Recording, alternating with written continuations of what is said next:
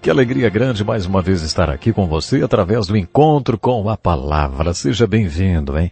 Iniciamos esse estudo de toda a Bíblia com o livro de Gênesis e chegamos ao último livro do Velho Testamento, que é o livro de Malaquias. Nos últimos programas fizemos uma introdução desse livro e de suas fascinantes profecias. Portanto, gostaria de convidá-lo a participar dessa viagem pelo livro de Malaquias. Quando começamos o estudo do livro de Malaquias, eu disse que o profeta Malaquias estava enfrentando os mesmos problemas que o profeta Neemias enfrentou.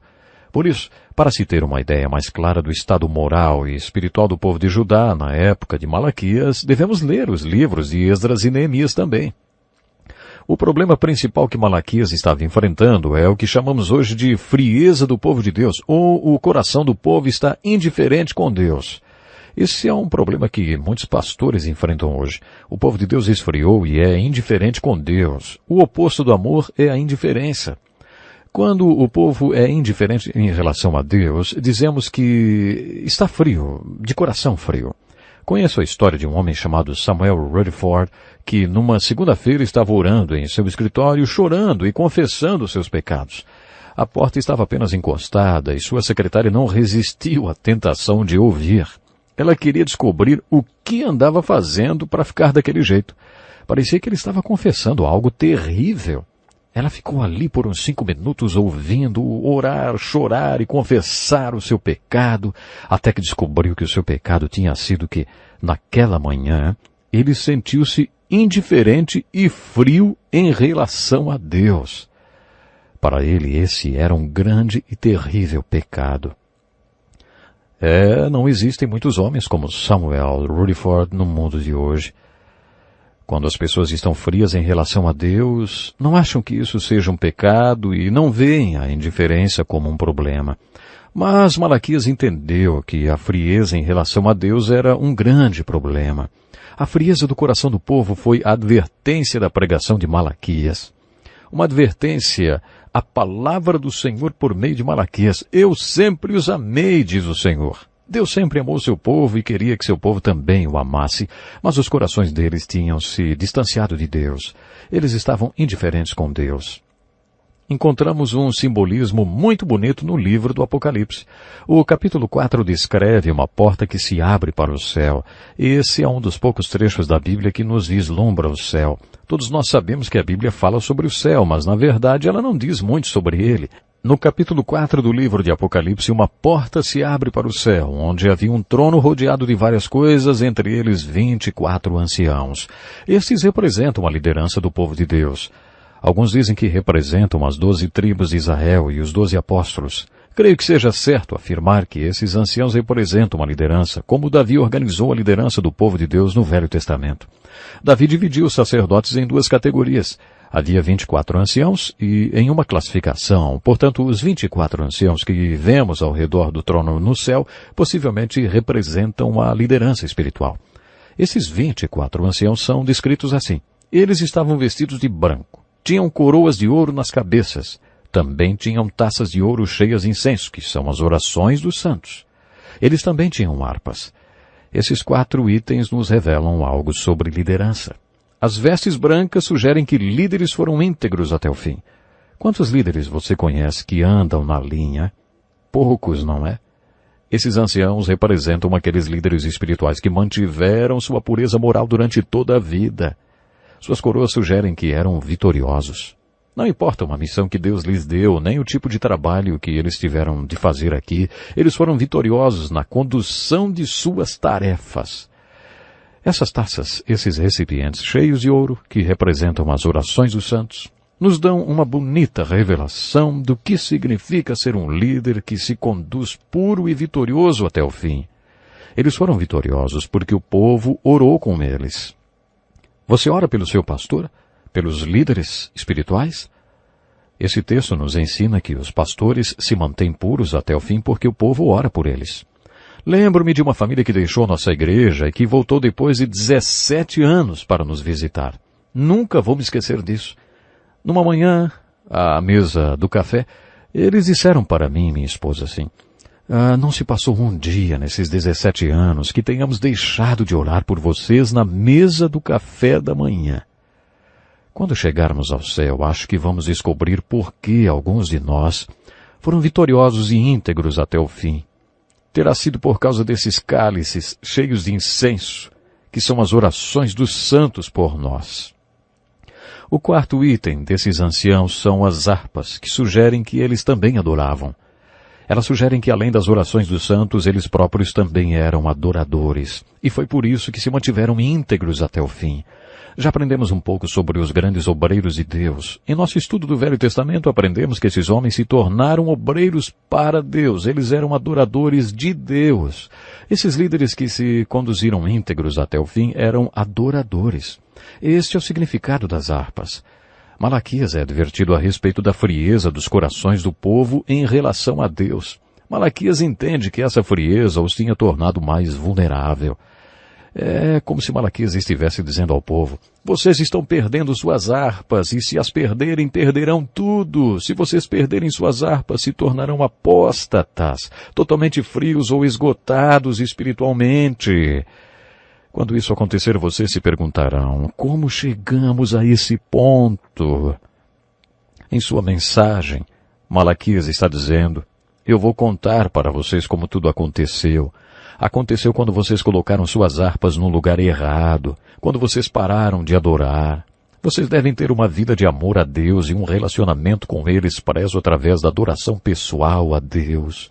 Quando vocês perdem isso, seus corações esfriam e vocês deixam de adorar a Deus.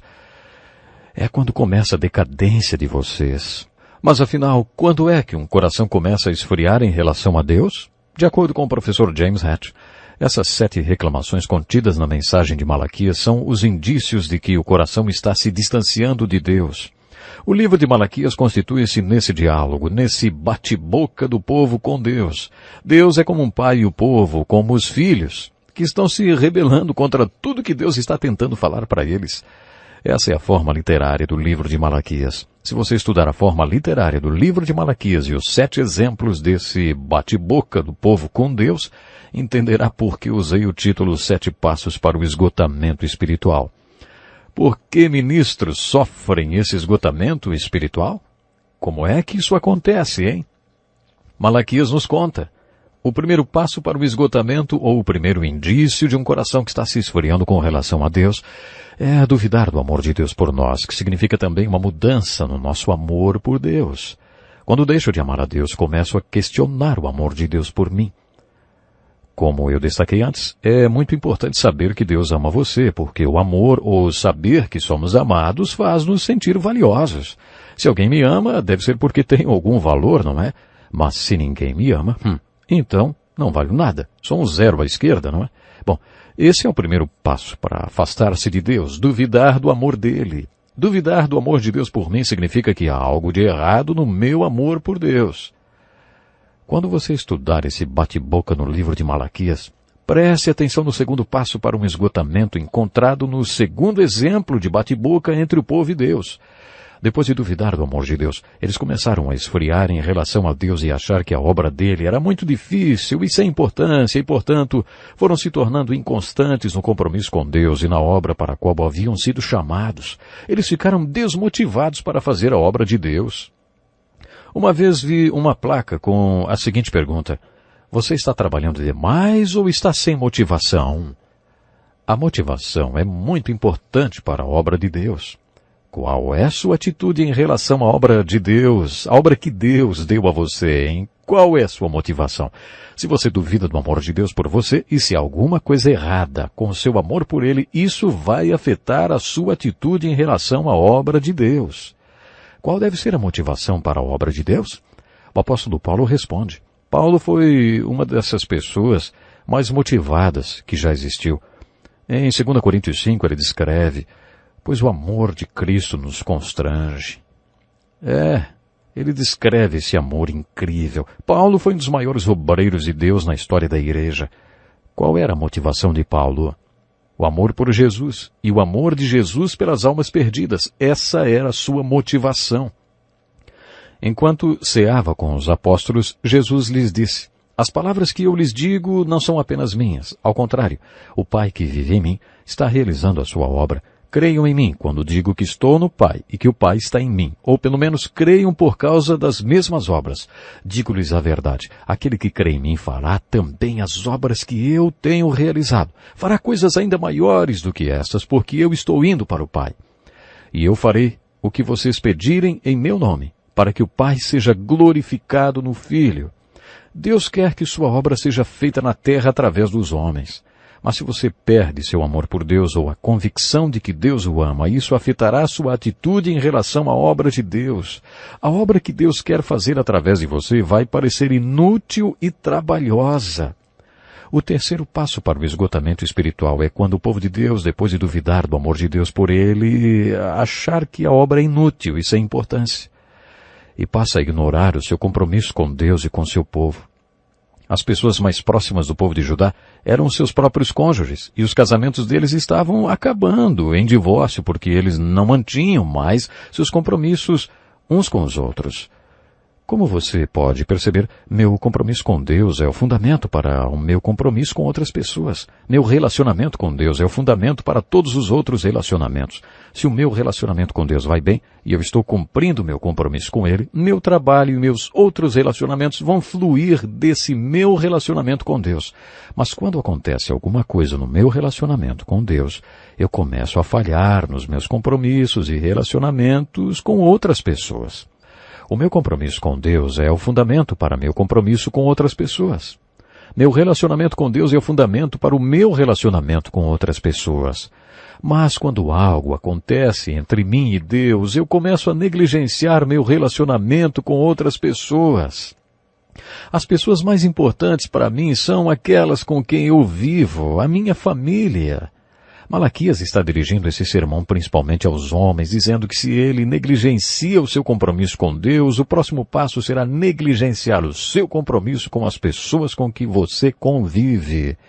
Malaquias está falando de divórcio. Quando os homens de Judá se divorciavam de suas mulheres, demonstravam que não acreditavam mais no compromisso deles com Deus, diante de Deus, nem com outras pessoas. Afinal de contas, o casamento se baseia em quê? Por que tantos casamentos são realizados na igreja? O que isso significa para Deus? O que significa amar a sua mulher ou seu marido como Deus nos ama? Uma pessoa que tem uma visão madura do amor sabe que compromisso é amor e amor é compromisso. Você se compromete a amar a Deus. Você firma o compromisso diante de Deus de amar o seu cônjuge. Na verdade, não importa o que você sente a esse respeito, você continua a amar a pessoa porque se comprometeu a amá-la. Você assumiu um compromisso de amá-la incondicionalmente.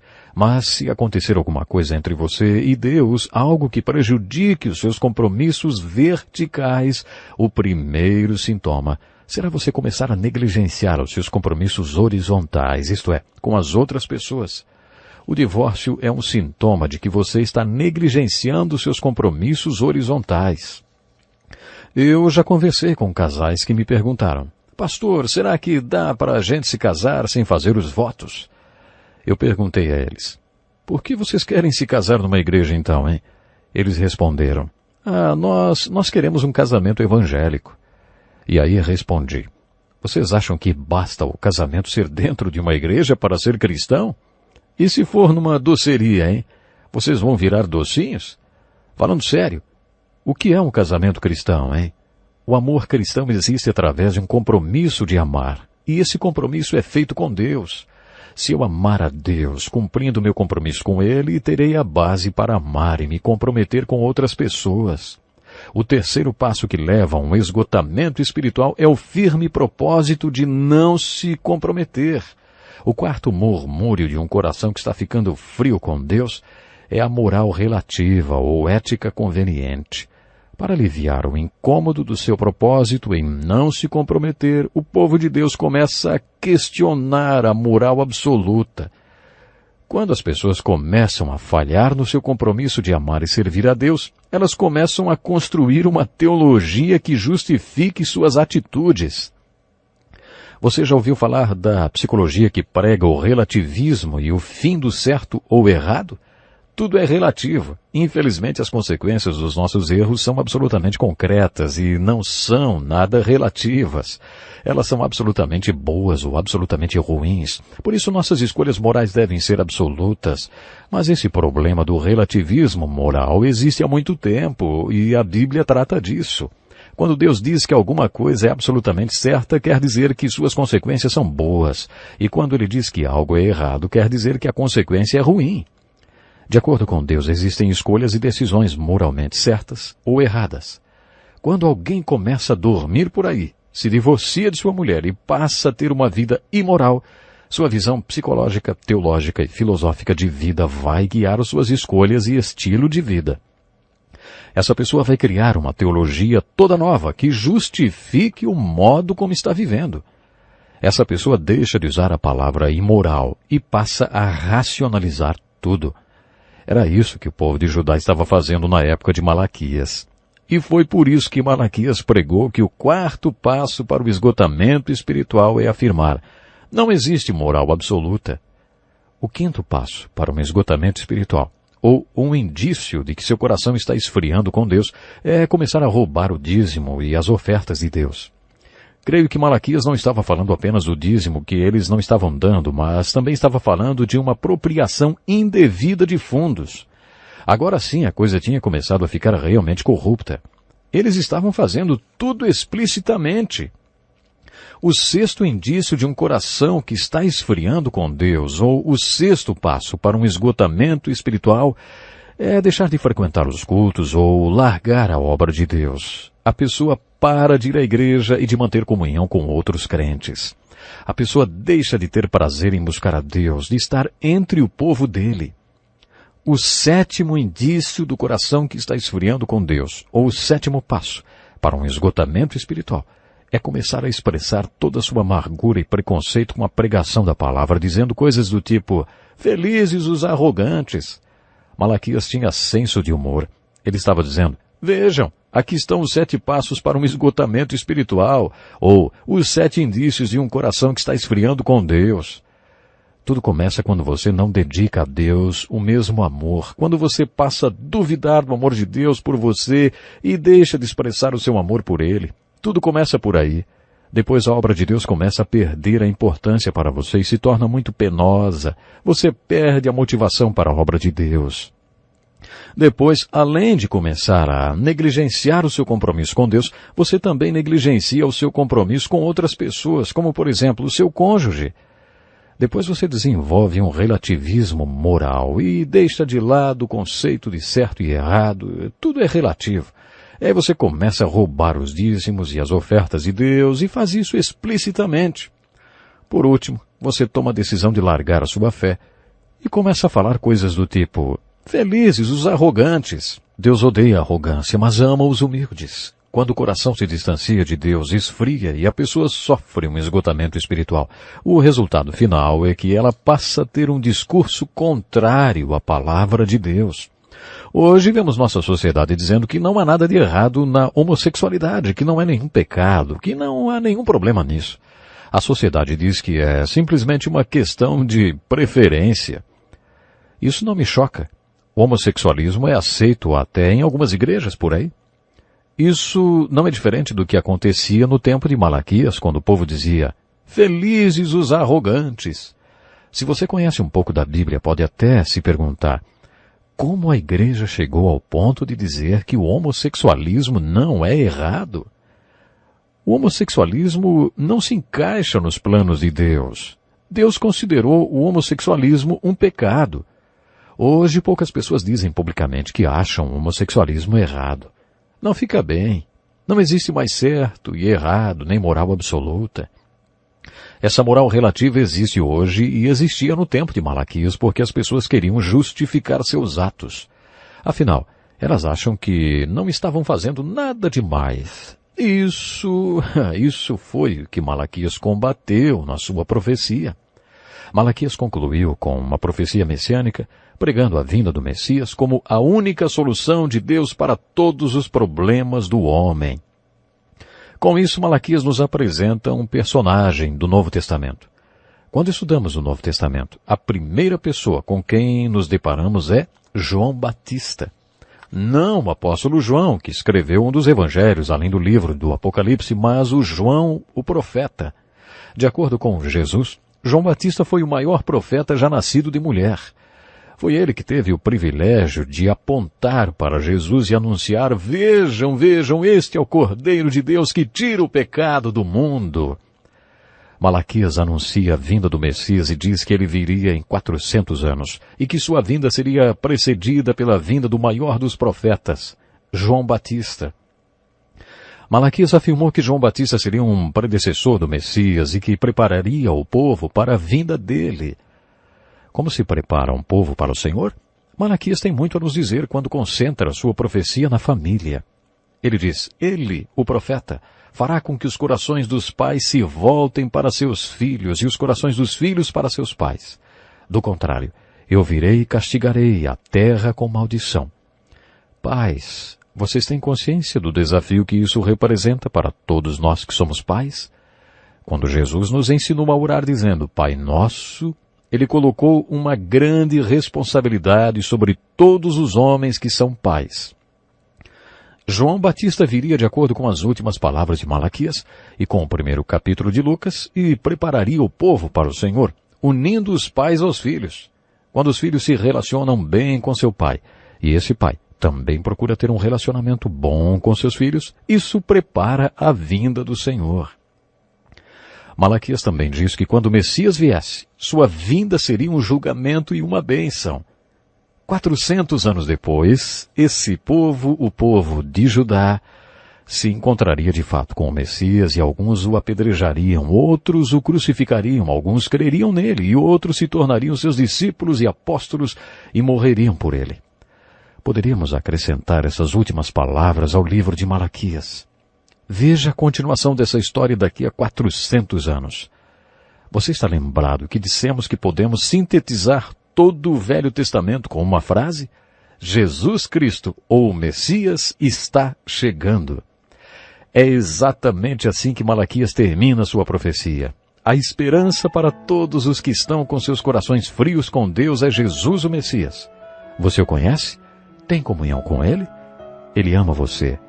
No encontro com a palavra de hoje, finalizamos o estudo do Velho Testamento. Não perca o próximo programa, quando vamos iniciar o estudo do Novo Testamento. E eu tenho certeza, como tivemos oportunidade de aprender muitas coisas incríveis no nosso estudo, através do Velho Testamento, aprenderemos também com o nosso estudo no Novo Testamento, que começa já no próximo programa. Este é um estudo escrito pelo Dr. Dick Woodward, na voz do pastor Edson Bruno. Até o nosso próximo encontro com a palavra.